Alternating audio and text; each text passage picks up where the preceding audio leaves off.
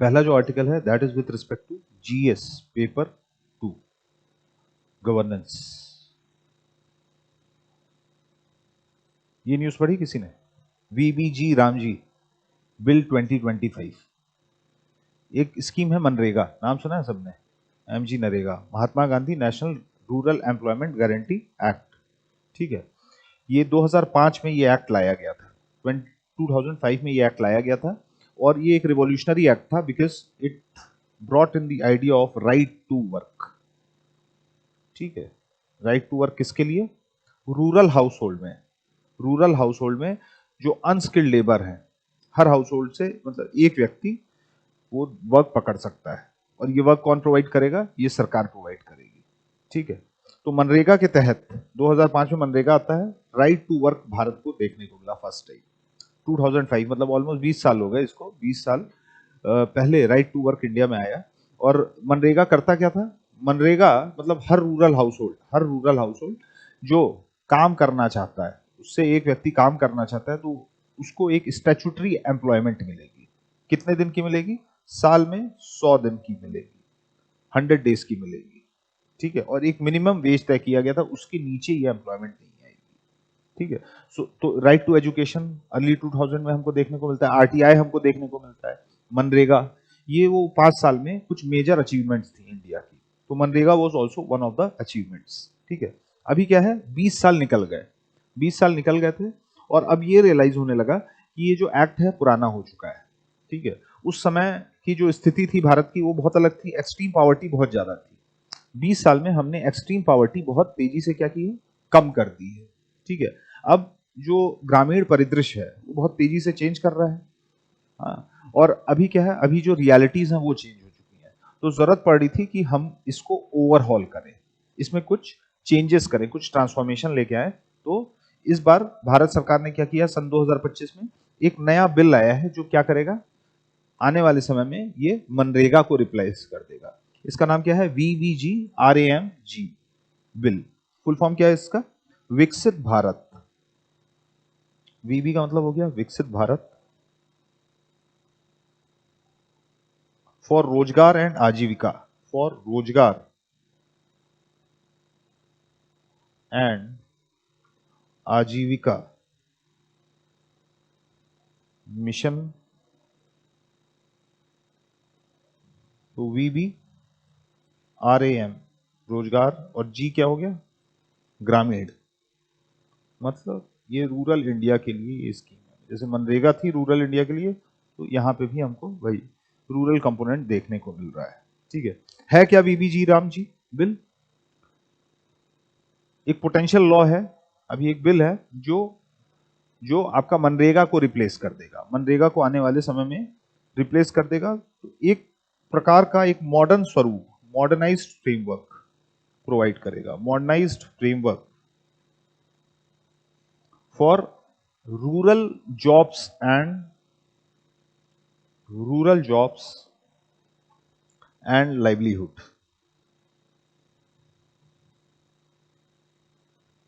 Old wine in new bottle, modernised framework. ठीक है,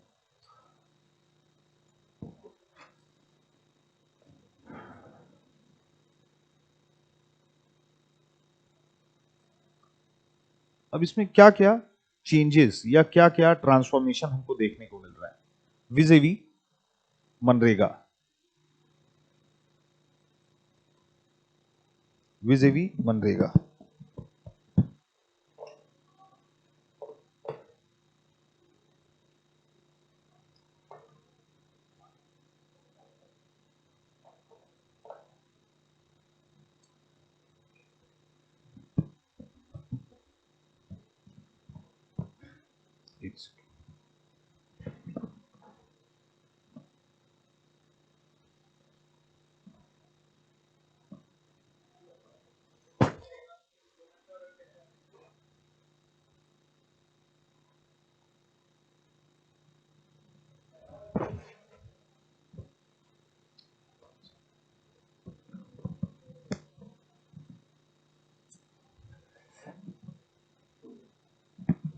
ठीक है, तो क्या क्या चेंजेस हमको देखने को मिल रहे हैं ओवर मनरेगा? किसी ने न्यूज नहीं पढ़ी क्या आज की? इंडियन एक्सप्रेस में है ये आर्टिकल, नहीं पढ़ी?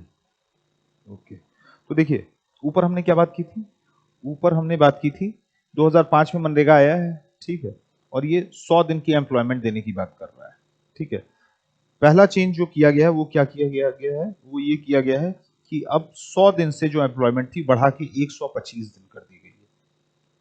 मतलब हर रूरल हाउस होल्ड में पहले 100 दिन की एम्प्लॉयमेंट मिलती थी मनरेगा के अंडर, अब 125 दिन की मिलेगी, अब 125 दिन की मिलेगी। हालांकि बाद में मनरेगा में कुछ संशोधन किए गए थे जिसमें 50 दिन और बढ़ा दिया जा रहा था। 50 दिन मतलब 100 दिन की एम्प्लॉयमेंट 150 दिन की हो जा रही थी।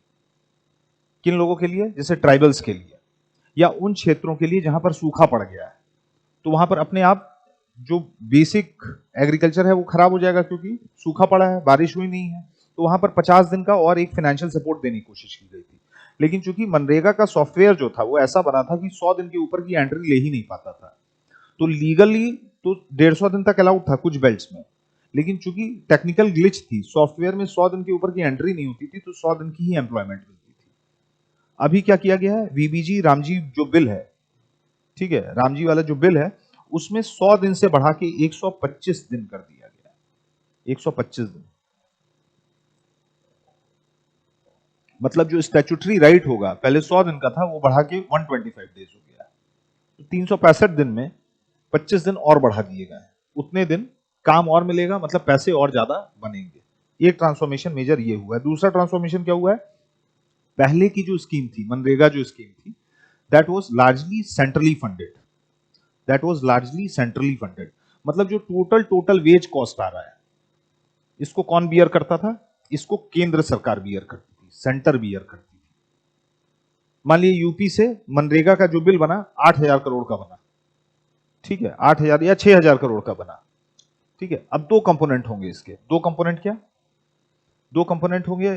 जब भी मनरेगा को कोई काम होगा, तो मान लीजिए कुआं बनना है या ग्रामीण सड़क बननी है, तो आपको लेबर का कॉस्ट आएगा, और दूसरा मटेरियल का कॉस्ट। आपको डामर चाहिए, सीमेंट चाहिए, गिट्टी चाहिए, बालू चाहिए, रेती चाहिए, ये सारी चीजें चाहिए। तो मैन और मटेरियल दो कॉस्ट होते थे। तो मैन का कॉस्ट मतलब जो वेज है, लेबर वेज है, वो पूरा पूरा 100% सेंटर करता था। और मटेरियल का जो कॉस्ट है उसका 3/4 हिस्सा जो था मनरेगा के तहत वो केंद्र सरकार बेयर करती थी, और 1/4 कौन बेयर करता था? स्टेट गवर्नमेंट बेयर करती थी। मतलब वेज कॉस्ट में लेबर वेज कॉस्ट में स्टेट का जो कंट्रीब्यूशन था वो ना के बराबर था, जीरो, ठीक है। और तीसरा क्या? जो एडमिनिस्ट्रेटिव एक्सपेंसेस हैं। एडमिनिस्ट्रेटिव एक्सपेंसेस क्या हो गए? मान लीजिए कोई प्रोग्राम चल रहा है, आपको प्रोग्राम कोई चल रहा है, तो उसमें एक तो मैन चाहिए, मटेरियल चाहिए, साथ ही साथ एक इम्प्लीमेंटेशन ऑफिसर भी चाहिए या प्रोग्राम ऑफिसर भी चाहिए। तो उसकी जो सैलरी होगी, तनख्वाह होगा, उसकी जो गाड़ी रहेगी, ये सारा खर्चा जो था वो केंद्र सरकार मैनेज करती थी। ये किस में हो रहा है? ये मनरेगा में हो रहा है। अब ये फंडिंग पैटर्न जो है वो चेंज कर दिया गया है। अब इसको 60-40 कर दिया गया है नॉर्मल स्टेट्स के लिए, 60:40 कर दिया गया है। पहले ये 100% सेंट्रली फंडेड था, this was 100% centrally funded MNREGA के अंदर। लेकिन नए बिल के तहत जो रेशियो है वो 60-40 कर दिया गया है। मतलब वेज कॉस्ट जो है, labour wage cost would be borne by central 60% and state 40%, ठीक है। ये नॉर्मल स्टेट्स के लिए है। उन स्टेट्स में जहां पर हिली टेरेन्स है, जहां पर्वतीय श्रृंखलाएं हैं, पर्वतीय क्षेत्र हैं, वहां पे क्या है? वहां डेवलपमेंट थोड़ी सी कम रहती है क्योंकि सड़कें बनाना टफ है, जो मूलभूत सेवाएं हैं उनका वहां पर पहुंचाना, सरकारी सेवाओं का पहुंचाना टफ है, तो उनको थोड़ा सा रियायत दी जाती है। तो वहां पे 90:10 कर दिया गया। मतलब 100 में से 90 रुपया केंद्र सरकार बेयर करेगी, 10 जो है वो राज्य सरकार बेयर करेगी। उत्तर प्रदेश, बिहार, मध्य प्रदेश जैसे राज्य हैं, तो यहाँ क्या है? यहाँ सब कुछ ठीक ठाक है। तो यहाँ 40 रुपए उत्तर प्रदेश सरकार या बिहार सरकार बेयर करेगी। लेकिन उत्तराखंड हो गया, हिमाचल हो गया, सिक्किम हो गया, वहां पर 90 रुपए केंद्र बेयर करेगा और 10 ही रुपए देना पड़ेगा। और उन यूटीज में जहां पर लेजिस्लेटिव असेंबली नहीं है, उन यूनियन टेरिटरीज में जहां पर लेजिस्लेटिव असेंबली नहीं है, वहां 100% जो पैसा है वो कौन देगा? केंद्र सरकार देगी। 100% जो पैसा है वो पूरा पूरा केंद्र सरकार देगी। कौन से यूटीज हैं? केंद्र शासित प्रदेश कौन से हैं जहां पर लेजिस्लेटिव असेंबली है दिल्ली और पुडुचेरी, पुडुचेरी में भी, ठीक है। तो यहां 60-40 ही चलेगा। लेकिन और यूटीज और केंद्र शासित प्रदेश कौन से हो गए, दमन दीव वगैरह हो गए। तो यहां पर क्या है, लेजिस्लेटिव असेंबली खुद की नहीं है, यहां 100% फंडिंग होगी, वो केंद्र द्वारा की जाएगी। दिल्ली में 60-40 चलेगा, ठीक है। तो ये आपका फंडिंग पैटर्न है। पहले पूरा पूरा जो लेबर वेज कॉस्ट है, लेबर वेज कॉस्ट है, वो केंद्र सरकार बेयर करती थी, ठीक है। मैन मटेरियल में, मैन वाला जो कॉस्ट है पूरा पूरा केंद्र सरकार करती थी। मटेरियल में 3/4, मटेरियल में 3/4 केंद्र सरकार करती थी। एडमिनिस्ट्रेटिव जो एक्सपेंसेस हैं वो पूरा पूरा केंद्र सरकार करती थी। तो मटेरियल कॉस्ट, एडमिनिस्ट्रेटिव एक्सपेंसेस वो सेम रखे गए हैं, लेकिन लेबर वेज जो सबसे अहम कंपोनेंट है, जहां सबसे ज्यादा पैसा बांटना पड़ता था, वो अब 60-40 के रेशियो में डिवाइड कर दिया गया। 90-10 उन स्टेट्स में जहां पर्वतीय श्रृंखलाएं हैं, टफ टेरेन सी, टोपोग्राफी जो है वो थोड़ी सी डिफिकल्ट, ठीक है। तो ये दूसरा चेंज हो गया। तीसरा क्या हो गया, तीसरा हो गया, अब हम आ गए हैं नॉर्मेटिव एलोकेशन पे। नॉर्मेटिव एलोकेशन अब ला दिया गया है, ठीक है। नॉर्मेटिव एलोकेशन का मतलब क्या हो गया, पहले ये स्कीम थी, ये डिमांड ड्रिवन स्कीम थी। पहले जो ये स्कीम थी डिमांड ड्रिवन थी, कि उत्तर प्रदेश, बिहार सरकार, मध्य प्रदेश सरकार वो क्या कर रही है, वो डिमांड भेज रही है कि हमारे यहाँ इतने लेबरों की डिमांड आई है, और केंद्र जो है उतना पैसा डिस्पेंस करता था। दिल्ली की सरकार है वो उतना पैसा डिस्पेंस करती थी। तो early it was demand driven scheme, मतलब जितने लोग नौकरी करना चाहें उतना कर लेते थे। तो earlier it was demand driven. Demand driven का मतलब क्या हो गया कि राज्य सरकारें अपने स्तर पे देखती थी कितनी डिमांड आ रही है, कितने लेबर आ रहे हैं उनके पास, कि हमको मनरेगा का काम चाहिए, और उसके बेसिस पर क्या होता था, एक लेबर बजट, एक लेबर बजट है वो तैयार किया जाता था। ये लेबर बजट अलग अलग राज्य सरकारें केंद्र सरकार को भेजती थी, और केंद्र सरकार क्या करती थी, पैसा है वो डिस्बर्स करती थी। अब ये पूरी चीज हटा दी गई। अब क्या है, अब नॉर्मेटिव एलोकेशन कर दिया गया। नॉर्मेटिव एलोकेशन का मतलब ये हो गया, अब केंद्र से नहीं पूछा जाएगा, सॉरी राज्य सरकारों से नहीं पूछा जाएगा कि कितना काम है, कितनी डिमांड आ रही है आपके राज्यों से। अब कुछ नॉर्म्स, कुछ मानक हैं वो तय कर देगी केंद्र सरकार, ठीक है। और उन मानकों के आधार पर, मानकों के आधार पर हर स्टेट को पैसा एलोकेट किया जाएगा, हर राज्य को पैसा एलोकेट किया जाएगा। तो अब ये डिमांड ड्रिवन स्कीम नहीं रह गई है। प्रीलिम्स में क्वेश्चन आ रहा है कि VBG Ramji bill is a demand driven scheme, ठीक है, या revamped MNREGA is a demand driven scheme, तो आपको पता होना चाहिए अब इसमें डिमांड ड्रिवन वाला कंपोनेंट नहीं है। पहले जो यूएसपी थी अब वो नहीं रह गई, अब इसमें नॉर्मेटिव एलोकेशन होगा। कुछ मानकों के आधार पे, कुछ नॉर्म्स के आधार पर केंद्र सरकार है, केंद्र सरकार है वो तय करेगी किस राज्य को कितना पैसा मिलना है, किस राज्य को कितना पैसा मिलना है, ठीक है। तो तीसरी तीन चेंजेस हमने देख लिए। 100 से 125 दिन बढ़ाया गया है, ठीक है। दूसरा क्या है, फंडिंग पैटर्न है उसको 100% से 60-40 लाया गया है। फिर क्या है, नॉर्मेटिव एलोकेशन पे हम आए हैं। डिमांड ड्रिवन या लेबर बजट जो स्टेट गवर्नमेंट बना के भेजती थी अब वो नहीं रहा, अब केंद्र सरकार तय करेगी कि किस राज्य को कितना पैसा दिया जाना है, ठीक है। अगली चीज है कि अब बात की गई है स्टैट्यूटरी पॉज की। स्टैट्यूटरी पॉज फॉर 60 डेज, इसका मतलब समझिए, आइडिया समझ लीजिए, ये लाइन समझ में आ जाएगी। पहले जो मनरेगा की स्कीम थी वो पूरे पूरे साल में कभी भी लागू की जा सकती थी, मतलब जो 100 दिन है वो कभी भी लागू किए जा सकते थे। अब नए बिल में एक टेम्पररी पॉज लगा दिया गया है। वो पॉज क्या लगाया गया है, जो हार्वेस्टिंग और साविंग सीजन आता है, जो पीक एग्रीकल्चरल पीरियड होता है, हर राज्य का अलग होगा, क्योंकि कुछ राज्य हैं वो राबी क्रॉप करते हैं, कुछ खरीफ करते हैं, कुछ जैद क्रॉप्स करते हैं, ठीक है। तो हर राज्य का अपना खुद का एग्रीकल्चरल पीक पीरियड होता है, उस समय लेबरों की आवश्यकता बहुत ज्यादा होती है। तो जो लोग ग्रामीण टच रखते हैं उनको पता होगा कि इस स्कीम के आने के बाद से, इस स्कीम के आने के बाद से लेबर मिलना बहुत मुश्किल, जब जुताई होती है या जो धान काटी जाती है उस समय लेबर मिलना गांव में बहुत डिफिकल्ट हो जाता था। अनाप शनाप, मतलब पेड़ के नीचे बैठे रहेंगे लेकिन खेत में नहीं आएंगे, ठीक है। तो ये क्यों था? क्योंकि मनरेगा तमाम सोशल वेलफेयर स्कीम्स वगैरह आ गई हैं, मनरेगा के तहत उनको काम मिला हुआ है। तो जो 60 दिन का एक पीक पीरियड है वो अलग अलग राज्यों का अलग अलग समय पे ये तय किया गया है, और स्टेट्स हैं वो खुद नोटिफाई करेंगी केंद्र को कि हमारा जो एग्रीकल्चरल पीक पीरियड है ये 60 दिन का है। तो उत्तर प्रदेश का अलग होगा कुछ, राजस्थान का कुछ अलग होगा, तमिलनाडु का कुछ अलग होगा, depending upon the cropping pattern and crop type. ठीक है, पीक पीरियड में मनरेगा का कोई भी काम शुरू नहीं किया, मतलब सॉरी वीबीजी रामजी स्कीम जो है उसका कोई काम नहीं शुरू किया जाएगा, कोई काम नहीं शुरू किया जाएगा, मतलब उस समय एम्प्लॉयमेंट नहीं प्रोवाइड की जाएगी। क्या रैशनल है, क्या रीजन है इसका? कि लेबर की जो कमी हो जाती थी वो अब नहीं रहेगी, अनाप शनाप जो कॉस्ट हो जाता था, वेज इन्फ्लेशन आ जाती थी, वो हट जाएगी। जो 300 में लेबर मिल जानी चाहिए वो 450 में मिल रही है, तो जो किसान है उनको नुकसान हो रहा है। मान लीजिए धान कटनी है और आपको 10 लेबर चाहिए, ठीक है, आपके पास 20 कट्ठा जमीन है, तो आपको 10 लेबर चाहिए, 15 लेबर चाहिए, तो अब पहले क्या था, पहले आपको 450 रुपए देने पड़ते थे, लेकिन इसकी वजह से वेज इन्फ्लेशन आ रही थी। क्यों? क्योंकि मनरेगा का काम भी पैरेलल चल रहा था, तो एक ही आदमी के पास दो दो जॉब हो जाती थी, तो ऑब्वियस सी बात है वो बार्गेन करेगा ज्यादा, तो इससे वेज इन्फ्लेशन बढ़ी थी। वेज इन्फ्लेशन बढ़ेगी तो क्या होगा? क्रॉप इन्फ्लेशन भी बढ़ना शुरू हो जाएगी, आपको हमको जो धान मिलता है, जो गेहूं मिलता है, वो भी महंगा हो जाएगा।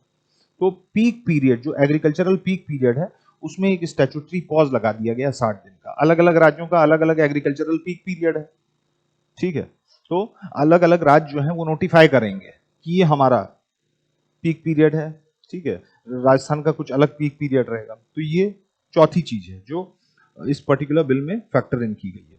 अगली जो पांचवा जो चेंज है दैट इज विकसित ग्राम पंचायत प्लान।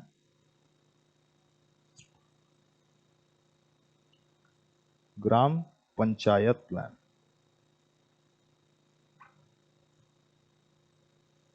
ठीक है, पहले मनरेगा के तहत जो भी काम उठता था कहां से आता था? ग्राम सभा से आता था। अब क्या है? विकसित ग्राम पंचायत प्लान का मतलब ये हो गया कि जो भी प्लानिंग होगी, जो भी, चाहे सड़क बननी है, कुआं खुदना है, हौदी बननी है, कम्युनिटी टॉयलेट्स बनने हैं, मान लिए वो कल्याण मंडप वगैरह जैसा कुछ बनना है, यही सारी चीजें मनरेगा में बनाई जाती थी, ठीक है, तो ये ग्राम सभा तय करती थी। अब क्या है? अब इसको इंटीग्रेट कर दिया गया है, ग्राम पंचायत खाली एक पॉइंट ऑफ कॉन्टैक्ट होगा जहां से कोई भी प्रोजेक्ट है वो ओरिजिनेट होगा, ठीक है। विकसित ग्राम पंचायत प्लान मतलब all the work related to the new scheme would initiate at the gram panchayat level, ठीक है, ये तय किया जाएगा आपका ब्लॉक लेवल पे, डिस्ट्रिक्ट लेवल पे, ठीक है, और अंत में ग्राम पंचायत है वो डिसाइड करेगा कि कौन सा प्रोजेक्ट शुरू करना है, कौन सा प्रोजेक्ट शुरू नहीं करना है, ठीक है। तो ये अगली चीज की गई है। अब इसके तहत क्या किया गया है? एक सिनर्जी डेवलप करने की कोशिश की गई है। एक मतलब all the plans would origin will have origin from here. All plans would have origin from here. मतलब राज्य सरकार का कोई हस्तक्षेप नहीं, ठीक है, सब कुछ ग्राम पंचायत लेवल पे डिसाइड होगा, क्योंकि उन्हीं को पता है। लखनऊ में बैठ के आप नहीं बता सकते हैं कुशीनगर के किसी गांव में, ठीक है, किस चीज की आवश्यकता है। Let the gram panchayat decide कि वहां स्कूल की जरूरत है, कि वहां हौदी की जरूरत है, कि वहां कल्याण मंडप की जरूरत है। तो सारे प्लान जो है वो ग्राम पंचायत से निकलेंगे। और फर्दर मोर अब नई सिनर्जी, नया समन्वय लाने की बात की गई है। इसके तहत एक विकसित भारत नेशनल रूरल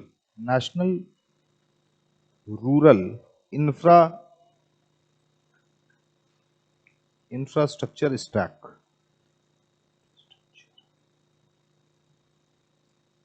स्टैक है वो गठित किया गया है। इंफ्रास्ट्रक्चर स्टैक है वो गठित किया गया, ठीक है। मतलब इसमें यह है कि बिना सर पैर के कोई मनरेगा का काम ना हो, बिना सर पैर के मनरेगा का कोई काम ना हो। कई स्टेट्स तो क्या करते थे, कुछ काम नहीं है तो आज गड्ढा खोदो और कल गड्ढा भर दो, तो वर्क डन कितना हुआ? 0 हो गया, और पैसे कितने गए? डबल गए। तो जब हम लेबर पे खर्चा कर रहे हैं, मटेरियल पे हम खर्चा कर रहे हैं, तो उससे कुछ कंस्ट्रक्टिव, कुछ असेट क्रिएशन करें। तो नेशनल प्रायोरिटीज के जो चीजें हैं, जैसे वाटर सिक्योरिटी हो गई, जल जीवन मिशन, ठीक है, वाटर सिक्योरिटी हो गई, या कोर रूरल इंफ्रास्ट्रक्चर हो गया, इन पे ज्यादा फोकस किया जाएगा।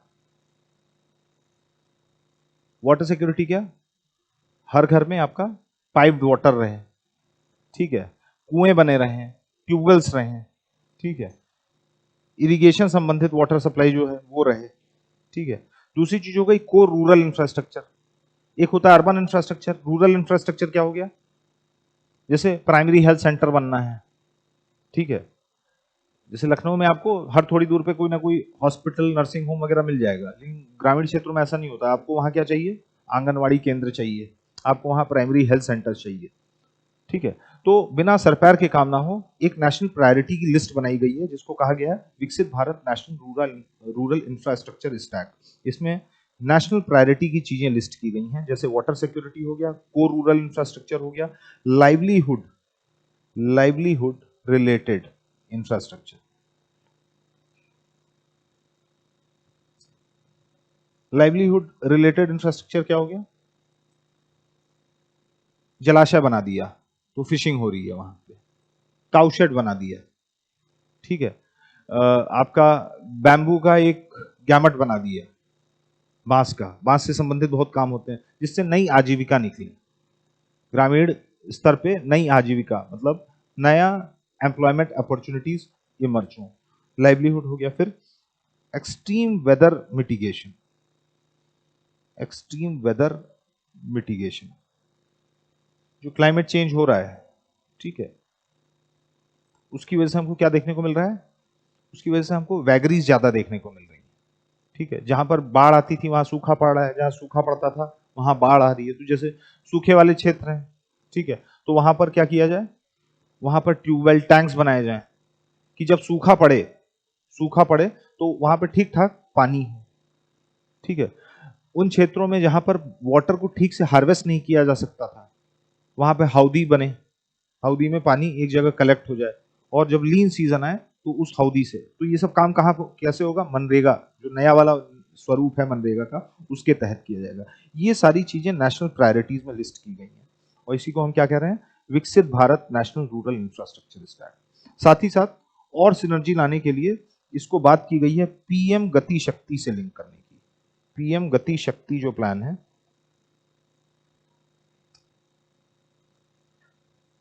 उससे लिंक करने की बात की गई और सिनर्जी बने।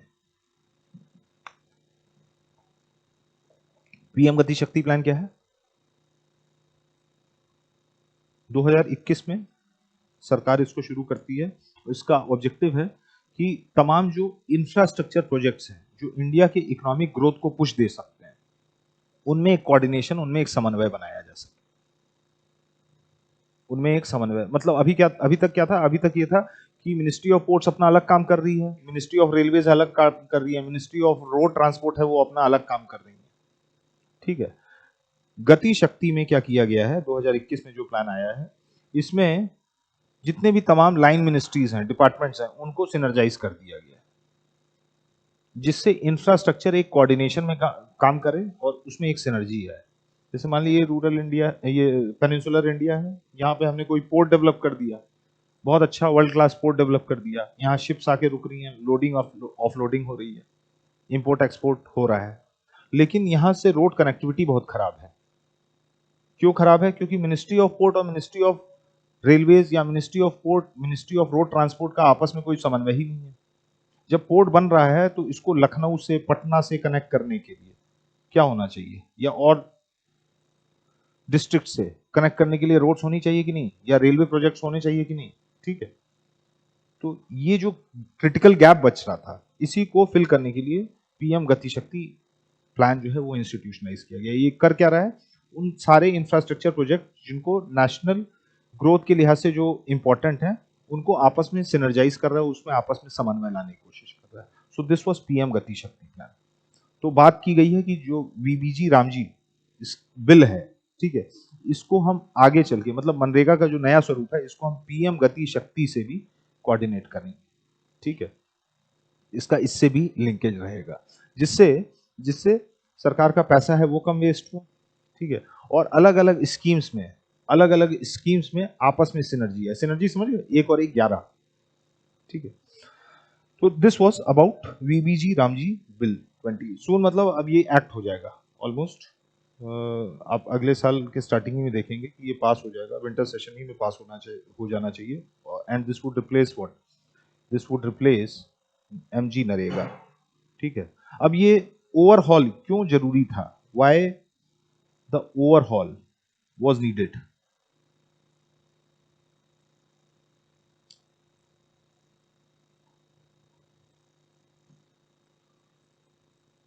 शुरू में हम बात कर चुके हैं कि चेंजेस या ये अमेंडमेंट्स क्यों हुए हैं, क्यों आवश्यक थे। एक पॉइंट हो गया, करप्शन होता था, मिसयूज ऑफ फंड्स था, करप्शन था, मिसयूज ऑफ फंड्स था, 20 साल पुराना था, उस समय की इकोनॉमिक रियलिटी भारत की बहुत अलग थी, एक्सट्रीम पॉवर्टी बहुत ज्यादा थी, पॉवर्टी अभी भी है लेकिन पिछले 20 साल में पॉवर्टी बहुत तेजी से कम हुई है। जैसे जैसे हम सोशल वेलफेयर स्कीम्स लाते गए हैं, एलपीजी का जो इम्पैक्ट है वो हमको देखने को मिल रहा है, तो एक्सट्रीम पॉवर्टी कम हुई है। अब गांव में बहुत कम कच्चे मकान आपको दिखेंगे, ग्रामीण क्षेत्रों में ज्यादातर सबकी लिंटर पड़ी हुई है, सबके घर के आगे मोटरसाइकिल है, ठीक है। तो एक्सट्रीम पॉवर्टी वाकई कम हुई है हमारे यहाँ, ठीक है। तो उस समय की जो इकोनॉमिक रियलिटी थी और आज की जो इकोनॉमिक रियलिटी है वो अलग है। तो चेंज इन इकोनॉमिक रियलिटी,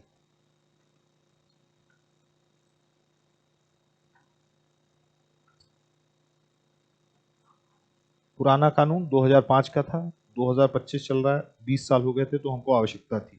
फिर क्या था, पुराने मनरेगा में जो असेट्स बनते थे वो लो क्वालिटी असेट्स थे,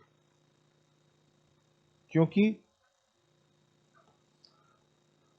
बहुत ज्यादा समन्वय नहीं था, कोऑर्डिनेशन नहीं था, अलग अलग पता चलता था कई स्टेट्स तो बस मनरेगा फंड्स को यूटिलाइज करने के लिए, ठीक है। आज गड्ढा खोद रहे हैं, कल गड्ढा भरवा रहे हैं, तो वर्क डन क्या है, जीरो है, ठीक है। इंफ्रास्ट्रक्चर जो क्रिएट हो रहा है वो बहुत खराब क्वालिटी का हो रहा है। अलग अलग जो स्कीम्स हैं, जैसे जल जीवन मिशन है, अब पीएम आवास योजना है, पीएम आवास योजना भी क्या कर रहा है, ग्रामीण क्षेत्रों में भी घर बना रहा है, तो क्यों ना मनरेगा से उसको लिंक कर दिया जाए, जो सरकार एडिशनल लेबर भेजेगी, इससे बेहतर है कि मनरेगा के जो लेबर्स हैं उनको लगाया जाए पीएम आवास योजना में। जल जीवन मिशन में आपको पाइप्ड वाटर बिछाना है, तो उसमें भी मनरेगा के जो लेबर हैं, जब सरकार एक जगह पैसा खर्चा कर रही है तो दोबारा लेबर क्यों वेस्ट किया जाए, तो उसको उससे लिंक करो, ठीक है।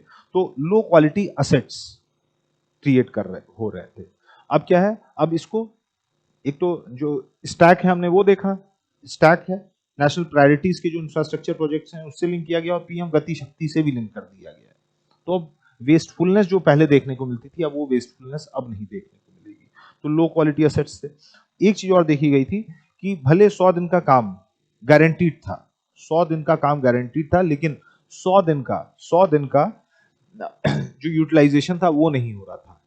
2024-25 में जो फिगर आया है उसमें ये देखा गया है कि खाली 7.61% जो हाउस होल्ड्स थे, 7.61% जो हाउस होल्ड्स हैं, घर हैं, वो बस 100 दिन यूटिलाइज किए थे, 100 डेज।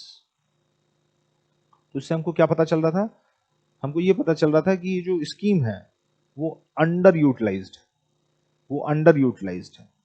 क्यों अंडर यूटिलाइज्ड है, क्योंकि ग्रामीण क्षेत्रों में हम काम ही नहीं निकाल पा रहे थे। लेकिन अब क्या है, इसको 125 दिन कर दिया गया, दिन बढ़ाए गए हैं, और नए स्कीम्स जो आपका सोशल वेलफेयर स्कीम्स हैं उनसे भी लिंक कर दिया गया है। तो अब ये देखा जाएगा कि जो 125 डेज है उसका फुल यूटिलाइजेशन की ओर हम धीरे धीरे बढ़ना शुरू कर देंगे, क्योंकि अब लिंकेजेस भी आ गए हैं, क्योंकि अब लिंकेजेस भी आ गए हैं। पहले क्या था, ग्राम सभा की खुद की लिमिटेशंस हैं, लेकिन विकसित ग्राम पंचायत है, क्योंकि ऊपर के स्तर पे डिस्ट्रिक्ट लेवल, ब्लॉक लेवल पे वो काम कर रही है, तो वो अच्छे से वीडियोज वगैरह भी इन्वॉल्व होंगे, एसडीएम भी इन्वॉल्व होंगे, वर्क आइडेंटिफिकेशन रिलेटिवली आसान हो जाएगा, वर्क आइडेंटिफिकेशन रिलेटिवली आसान हो जाएगा, और अलग अलग जो सोशल वेलफेयर स्कीम्स हैं उससे भी इनको लिंक किया जाएगा, ठीक है। तो these are the reasons because of which we are seeing what, the overhauling, why the overhauling was necessary, क्यों अमेंडमेंट जो है, जो संशोधन किए जा रहे हैं वो क्यों आवश्यक है, तो ये रीजंस हैं कुछ, ठीक है। नयापन क्या है इसमें, व्हाट्स द न्यूनेस, आपने ऊपर देख लिया क्या क्या अमेंडमेंट हुए हैं, लेकिन what's a core idea, what's a core idea behind the reflection of newness, बताइए। ठीक है, फाइनेंशियल इंक्लूजन, और बताओ।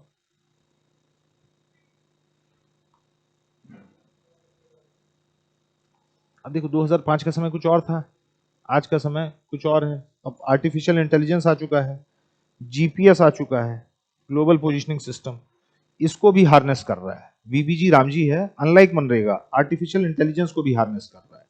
जीपीएस है, उसको भी हार्नेस किया जा रहा है। तो जो डेटा मैपिंग होगी वो और आसानी से हो पाएगी। कुआं बना तो कहां बना, एक पारदर्शिता रहेगी, ये नहीं कि ग्राम सभा के लेवल पे फंड खा लिया गया। ठीक है, तो नई चीजें हैं, नई टेक्नोलॉजी, हम उसको भी हार्नेस कर रहे हैं, जो कि हम मनरेगा में नहीं हार्नेस कर पा रहे थे। और क्या है, क्लाइमेट चेंज हमको बहुत तेजी से देखने को मिल रहा है। ठीक है, मनरेगा में क्लाइमेट रेजिलिएंट इंफ्रास्ट्रक्चर जैसा कोई प्रोविजन नहीं था, लेकिन वीबीजी रामजी में क्लाइमेट रेजिलिएंट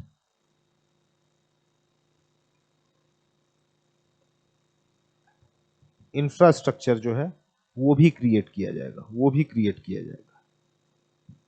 ठीक है, क्लाइमेट रेजिलिएंट इंफ्रा अभी ऊपर हमने डिस्कस किया था, समझ गए ना क्या है, what is CRI. Climate change की वजह से, ठीक है, वैगरीज बढ़ रही हैं, दिक्कतें बढ़ रही हैं, तो हम नया इंफ्रास्ट्रक्चर क्रिएट करें। जैसे उड़ीसा के गांव हैं, अब वहां क्या है, चक्रवात बहुत ज्यादा आने लगे हैं। हाल के वर्षों में आप देखेंगे हर साल एक ना एक कोई चक्रवात है वो आ जाता है। ठीक है, तो हम मनरेगा को इस्तेमाल करके वहां ऐसा इंफ्रास्ट्रक्चर क्रिएट करें जो क्या करे, जो क्लाइमेट चेंज की वैगरीज को झेल पाए। चक्रवात आ रहा है तो आपको छत भारी नहीं रखनी है, आप कैसा छत बनाएंगे, हल्की छतें बनाएंगे, कि मान लीजिए कभी गिरे तो कोई है वहां पे तो उस पर ज्यादा चोट ना पहुंचे। ठीक है, ऐसा इंफ्रास्ट्रक्चर आप बनाने की कोशिश करेंगे जो हवा को काट पाए, जो हवा को काट पाए।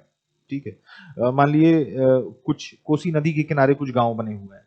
ठीक है, तो अपस्केल प्लेटफॉर्म पे, एक थोड़े से ऊंचे प्लेटफॉर्म पे एक कम्युनिटी सेंटर टाइप का बना दिया गया कि बाढ़ का पानी जब बढ़े तो लोग वहां पर जाके आश्रय ले पाए। ये सारी चीजें हो गई आपका क्लाइमेट रेजिलिएंट इंफ्रास्ट्रक्चर में, जो कि मनरेगा में नहीं थी लेकिन इसमें क्रिएट की गई है। फिर क्या है, एग्री प्रोडक्टिविटी को भी बूस्ट मिलेगा, एग्री प्रोडक्टिविटी को भी बूस्ट मिलेगा। क्यों, एग्रीकल्चर प्रोडक्टिविटी को भी बूस्ट मिलेगा और साथ ही साथ लोअर वेज इन्फ्लेशन हमको देखने को मिलेगी। लोअर वेज इन्फ्लेशन हमको देखने को मिलेगी तो लोअर फूड इन्फ्लेशन हमको देखने को मिलेगा। एग्री प्रोडक्टिविटी कैसे बढ़ेगी, 60 दिन का जो स्टैट्यूटरी पॉज लाया गया है, हाँ, तो लेबर का अभाव नहीं रहेगा, हार्वेस्टिंग के समय भी और सॉइंग के समय भी। ठीक है, तो उससे एग्रीकल्चर प्रोडक्टिविटी को भी बढ़ावा मिलेगा और जो वेज इन्फ्लेशन बढ़ जा रही थी जिसकी वजह से अनाज है वो भी महंगा हो जा रहा था ओपन मार्केट में, वो भी आपका कम हमको देखने को मिलेगा। So these are certain benefits and newness associated with the amended VBG Ramji Bill 2025 which soon would be an act. ठीक है, which soon would be an act.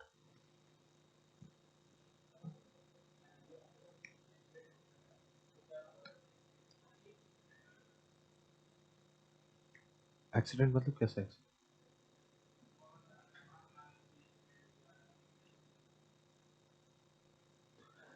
State के खुद के भी एडमिनिस्ट्रेटिव एक्सपेंसेस होते हैं, वो भी अपना प्रोग्राम ऑफिसर्स वगैरह रखता है। हाँ, तो मेरे ख्याल से स्टेट ही होगा इसका, एक बार देख लेना वैसे। ठीक है, मोस्ट लाइकली स्टेट ही होगा, क्योंकि जो अनएम्प्लॉयमेंट अलाउंस है वो भी कौन देता था मनरेगा में, अनएम्प्लॉयमेंट अलाउंस भी स्टेट देता था, केंद्र नहीं देता था। ठीक है, अनएम्प्लॉयमेंट अलाउंस क्या हुआ कि सरकार अगर, क्योंकि राइट टू वर्क मिल रहा है, अगर वर्क नहीं प्रोवाइड कर पा रहे हैं तो एक अनएम्प्लॉयमेंट अलाउंस है वो मिलता था, तो वो केंद्र सरकार नहीं देती थी, वो राज्य सरकार देती थी मनरेगा में, तो मोस्ट लाइकली राज्य सरकार ही हो गई। ठीक है, अगली जो न्यूज है that is project sun catcher.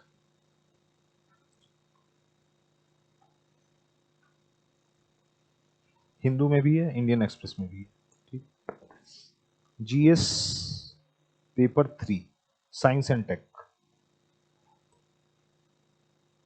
क्या है प्रोजेक्ट सन कैचर,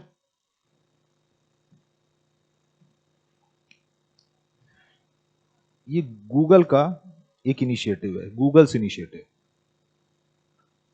गूगल क्या है,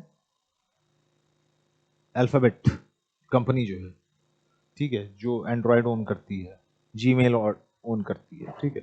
तो इसने एक नया प्रोजेक्ट, रिसर्च प्रोजेक्ट है, वो इंस्टीट्यूशनलाइज किया है, जिसका नाम है प्रोजेक्ट सन कैचर।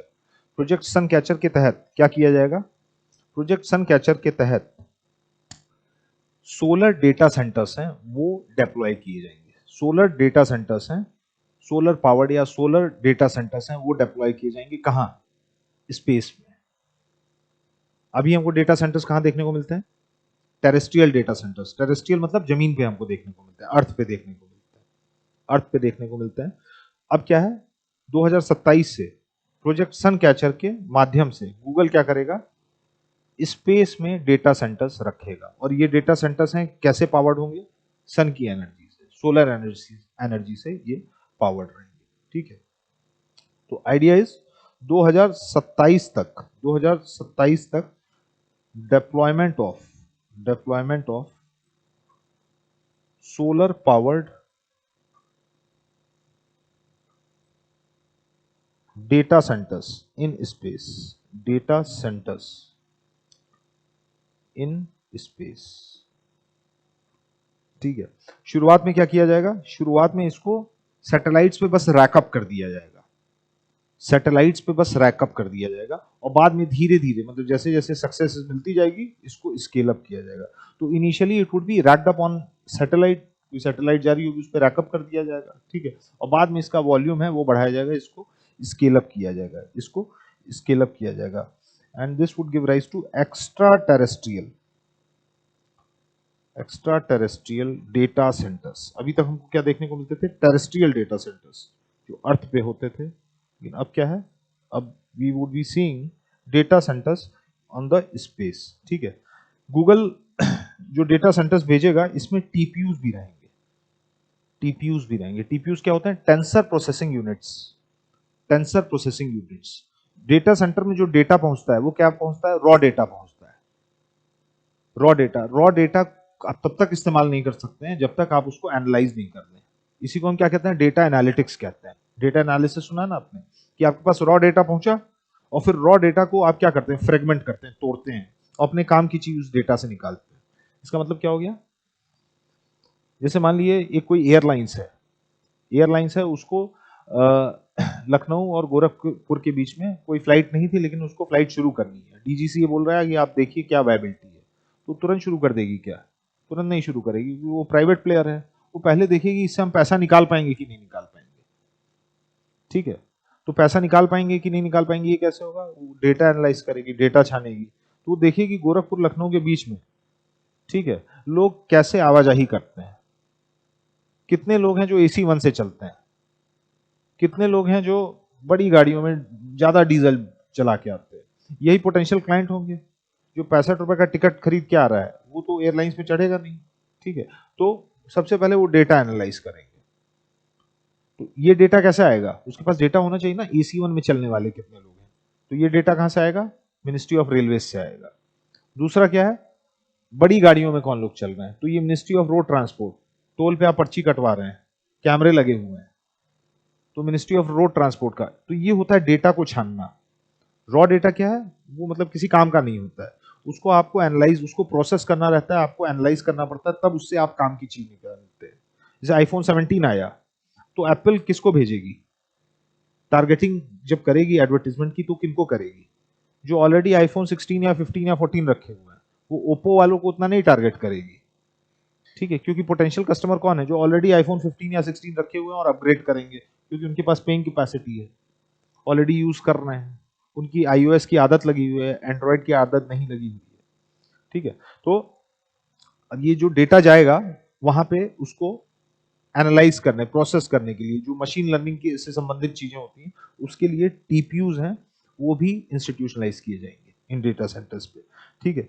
तो अभी क्या है? अभी हमको ये देखने को मिला है रेडिएशन टेस्टिंग वगैरह है वो हो चुकी है, ठीक है। The plan is still on, ठीक है। रेडिएशन टेस्टिंग वगैरह हो चुकी है। और रेडिएशन टेस्टिंग का मतलब क्या हो गया? कि जो आपका जो पैनल्स हैं जो लेके जाएंगे, ठीक है, वो विथस्टैंड कर पा रहे हैं कि नहीं सोलर रेडिएशन को, कि वहां तो ओजोन वगैरह है नहीं, हम लोग ओजोन प्रोटेक्टेड हैं, लेकिन स्पेस में तो ऐसा कुछ है नहीं, ठीक है। तो रेडिएशन टेस्टिंग वगैरह मतलब पास हो चुका है, पास हो चुका है। और फर्दर मोर अलग अलग सैटेलाइट्स पे ये डेटा सेंटर्स रखे जाएंगे और इन डेटा सेंटर्स को, अलग अलग सैटेलाइट्स हैं, उनको कैसे लिंक किया जाएगा? उनको लिंक किया जाएगा laser based optical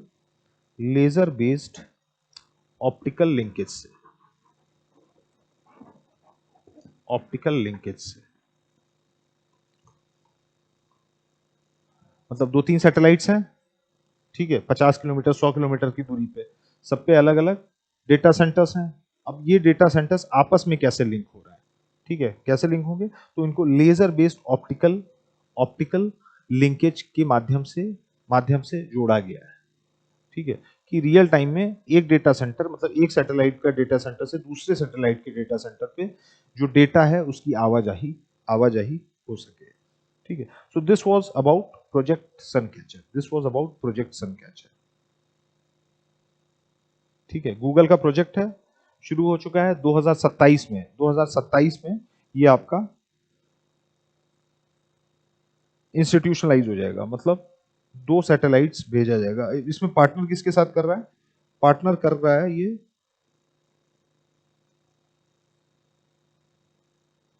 planet labs के साथ। प्लैनेट लैब्स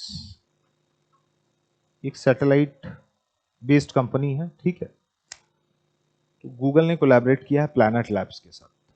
क्वेश्चन बन सकता है कि in project suncatcher Google has collaborated with NASA, तो आपको पता होना चाहिए नासा नहीं, प्लैनेट लैब्स के साथ कोलैबोरेशन हुआ है, ठीक है।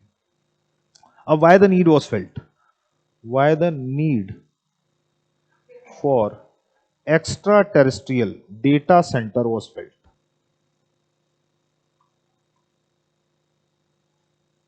क्या जरूरत है स्पेस में डेटा सेंटर लगाने की, बताइए।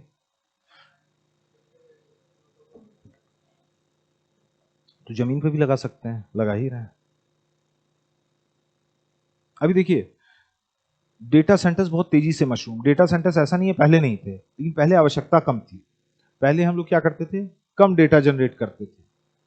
हम पिक्चर जो देखते थे वो किस पे देखते थे, 240p पे भी देख लेते थे, लेकिन अब 720p के नीचे देखने का मन नहीं करता है, 1080p के नीचे या फुल एचडी देखने का मन करता है।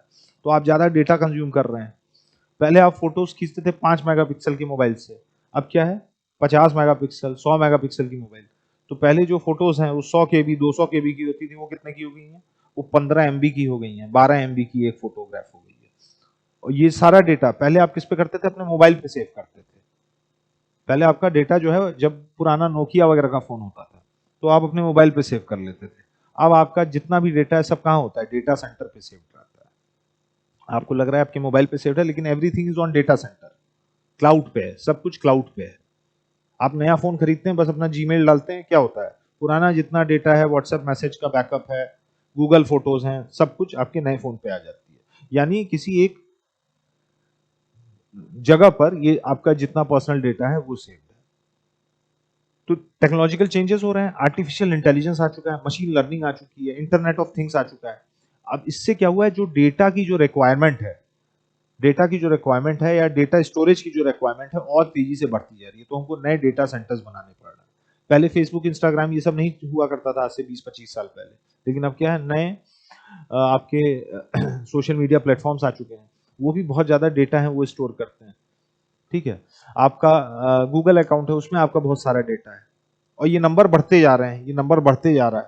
पर डे हमारा जो डेटा की आवाजाही है इंडिया में या किसी और भी कंट्री में, वो आपका रिवैम्प हो रही है और बढ़ते जा रही है, ठीक है। तो हमको नए डेटा सेंटर्स देखने को मिल रहे हैं। ये डेटा सेंटर्स हैं वो टेरेस्ट्रियल रहे हैं, टेरेस्ट्रियल डेटा सेंटर्स रहे हैं, लेकिन इनका एक सिग्निफिकेंट एनवायरमेंटल कॉस्ट है, सिग्निफिकेंट एनवायरमेंटल कॉस्ट है।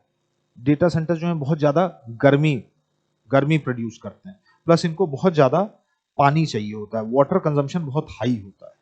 क्यों? क्योंकि इनको ठंडा रखना पड़ता है, ठीक है। तो यहाँ वाटर कंजम्पशन बहुत ज्यादा हाई है, हीट एमिशन बहुत ज्यादा है, इनका हीट एमिशन है वो बहुत ज्यादा है। और बताइए, फॉसिल फ्यूल बहुत ज्यादा कंज्यूम करते हैं। डेटा सेंटर चल रहे हैं तो कोल पावर्ड प्लांट्स हैं, उनकी बिजली से चल रहा है, ठीक है। तो फॉसिल फ्यूल का जो कंजम्पशन है वो भी इनका बहुत ज्यादा है। कॉस्ट तो बाहर ज्यादा पड़ेगी, हाँ, लेकिन एनवायरमेंटल कॉस्ट है वो कम हो जाएगी, एनवायरमेंटल कॉस्ट है वो कम हो जाएगी। तो एनवायरमेंटल कॉस्ट, क्योंकि वाटर कंजम्पशन ज्यादा है, हीट एमिशन ज्यादा है, ठीक है, तो आपका ऐसे ही ग्रीन हाउस से गैसेस से हम परेशान हैं, हीट एमिशन और बढ़ता जाएगा।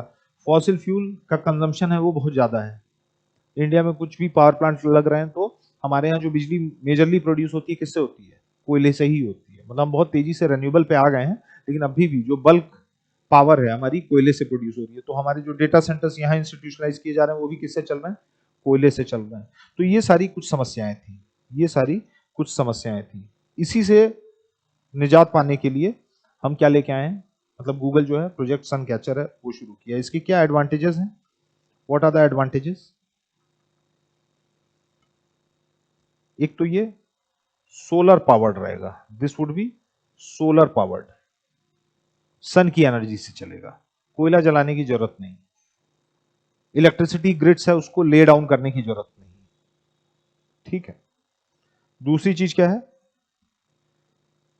It would be free from natural disasters या नेचुरल कैलेमिटीज। आपने डेटा सेंटर्स इंस्टीट्यूशनलाइज किए, भूकंप आ गया, ठीक है, बाढ़ आ गई, हैवी इन्वेस्टमेंट है, बहुत कैपिटल इंटेंसिव है, बहुत पैसा लगता है डेटा सेंटर्स। स्पेस में आप ये सारी चीजें कर देंगे तो आपको नेचुरल कैलेमिटीज की परवाह नहीं करनी पड़ेगी। You are free from natural disasters या नेचुरल कैलेमिटीज। तीसरी चीज क्या है? अंडर सी केबल नेटवर्क्स हमको देखने को मिल रहे थे जो डेटा सेंटर्स को लिंक कर रहे हैं, वहां पर हमको डिस्ट्रप्शंस देखने को मिल रहे थे। कई बार मान लिए ओशन में ही अर्थक्वेक आ गया, या कई बार क्या है, कुछ नॉन स्टेट एक्टर्स हैं जैसे हुथीज हैं, उन्होंने डिस्टर्ब कर दिया केबल लाइन। तो अब बिजनेसेस हैं, गवर्नमेंट का जो गवर्नेंस मैकेनिज्म है वो सारा किससे ड्रिवन है? वो आपका डेटा ड्रिवन हो चुका है। तो चीजें ठप हो जा रही थी, जो चीजें हैं वो ठप हो जा रही थी, एक डिस्ट्रप्शन हमको देखने को मिल रहा था। तो अब क्या है, जब आप स्पेस में कर देंगे तो ये अंडर सी केबल डिस्ट्रप्शन वगैरह चीजें भी आपको नहीं देखने को मिलेंगी। Free from under sea cable disruption, cable disruptions. और क्या एडवांटेज हो सकता है? हाँ,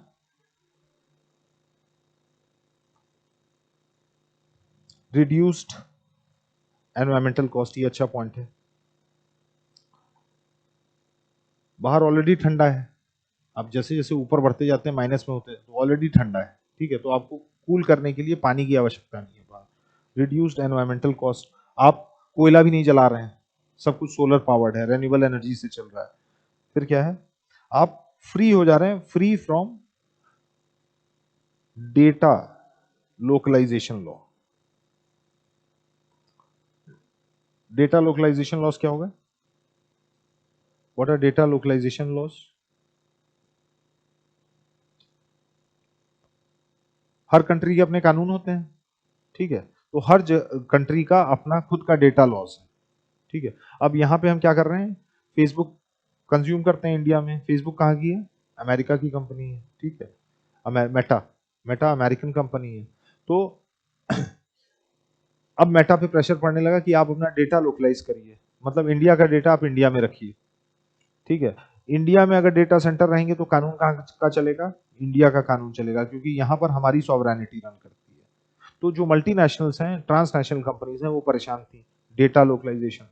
उनको अपना बिजनेस हर जगह करना है, इथियोपिया में भी करना है, ब्राजील में भी करना है, ऑस्ट्रेलिया में भी करना है, इंडिया में भी करना है। अब हर जगह वो डेटा सेंटर लगा रही हैं और वहाँ के जो अपने डेटा नॉर्म्स हैं, घरेलू जो डेटा नॉर्म्स हैं, लॉज हैं, उनको पूरा करना पड़ता था। तो अब क्या है, अब जब वो स्पेस में डेटा सेंटर्स रखेंगी तो they will be free from data localisation laws. अलग अलग जगह पे उनको लॉस को अवॉइड करने की या ऑब्लाइज करने की आवश्यकता नहीं है, क्योंकि आउटर स्पेस ट्रीटी 1968 क्या कहता है? वो ये कहता है कि आउटर स्पेस में किसी एक देश की स्वायत्तता नहीं चलेगी, किसी एक देश की नेशनल सॉवरेनिटी नहीं रहेगी।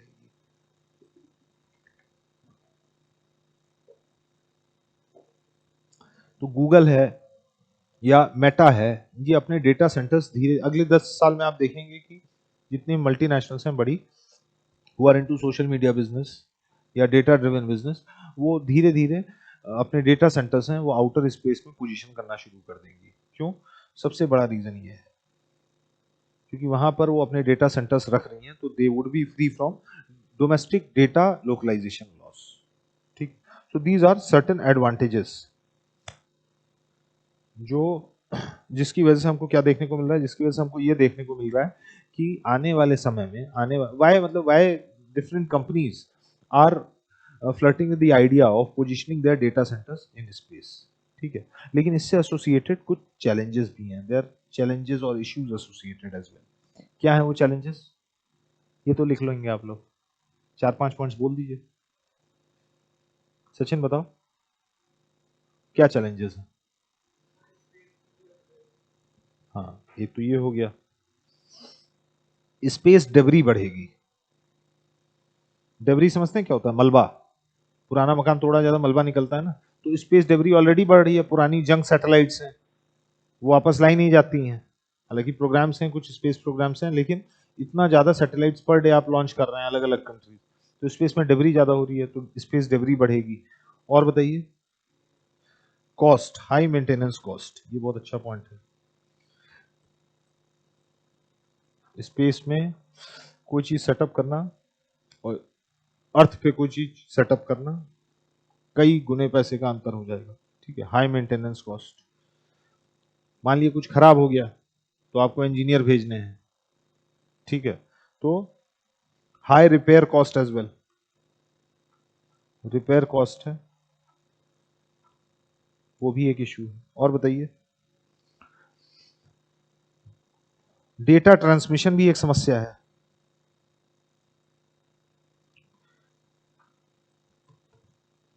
डेटा ट्रांसमिशन भी एक समस्या है, स्पेस से डेटा लाना, लेटेंसी वहां अलग होती है। ठीक है, अर्थ पे लेटेंसी है वो अलग होती है। ठीक है, तो डेटा ट्रांसमिट, क्या 24 घंटे एकदम सीमलेस डेटा फ्लो करता रहेगा, ये भी इंश्योर करना। ठीक है, तो ये सारे कुछ चैलेंजेस हैं। और कुछ चैलेंजेस हैं, साइबर सिक्योरिटी रिलेटेड चैलेंजेस। ऊपर वाला पॉइंट अभी हमने क्या, डेटा लोकलाइजेशन लॉ से फ्री हो जा रहे हैं, यानी कोई कानून ही नहीं लग रहा है अभी फिलहाल के लिए। ठीक है, तो मान लीजिए इंडियंस का डेटा सेव्ड है, वहां से डेटा लीक हो गया, तो कार्रवाई कैसे की जाएगी? क्योंकि भारत का डीपीडीपी एक्ट तो लग नहीं रहा है वहां पे, क्योंकि डीपीडीपी एक्ट कहाँ लगेगा, यहाँ लगेगा, या उसका कुछ ओरिजिन है। एक प्रावधान ये भी है कि मतलब कुछ ओरिजिन इंडिया में है प्रॉब्लम का, लेकिन किसी विदेश की धरती पर कुछ प्रॉब्लम इमर्ज हो रही है तो उस पर लग सकता है, लेकिन स्पेस पे अगर हो जा रहा है तो क्या होगा? ठीक है, तो साइबर सिक्योरिटी भी है कि वहां से डेटा लीक हो गया तो किस कानून के अंतर्गत कार्रवाई की जाए। तो डेटा सिक्योरिटी या साइबर सिक्योरिटी भी एक मेजर समस्या है। So these are the challenges associated. ठीक है, तो this was project sun catcher. ठीक है, आज के दोनों आर्टिकल्स बहुत इंपॉर्टेंट है, प्रीलिम्स के लिहाज से भी और मेंस के लिहाज से भी। ठीक, वीबी जी राम जी एक्सपेक्ट करिए कि 100% आपको मेंस में क्वेश्चन देखने को मिलेगा, 100%। ठीक है,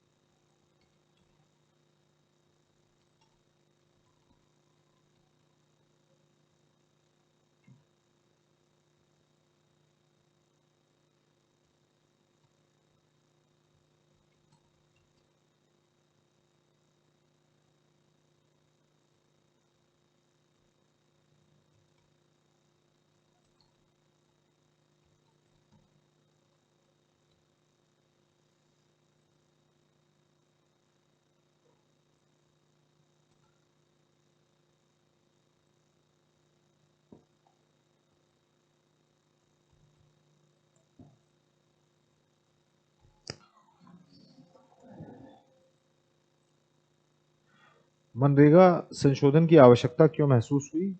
वीबीजी आरएएमजी विधेयक के माध्यम से किए गए परिवर्तनों की सूची बनाए। ठीक है, इंडियन एक्सप्रेस का आज का जो आर्टिकल है वो पढ़ लीजिएगा, बहुत अच्छा आर्टिकल है, उससे और क्लैरिटी हो जाएगी। ठीक, और अभी 2-3 दिन तक आर्टिकल्स आएंगे, तो कीप अ मैप, क्योंकि this is a very important topic. समझिए 100% क्वेश्चन इससे बनना है, प्रीलिम्स में भी और मेंस में भी, कहीं ना कहीं तो आपसे को मिलेगा ये।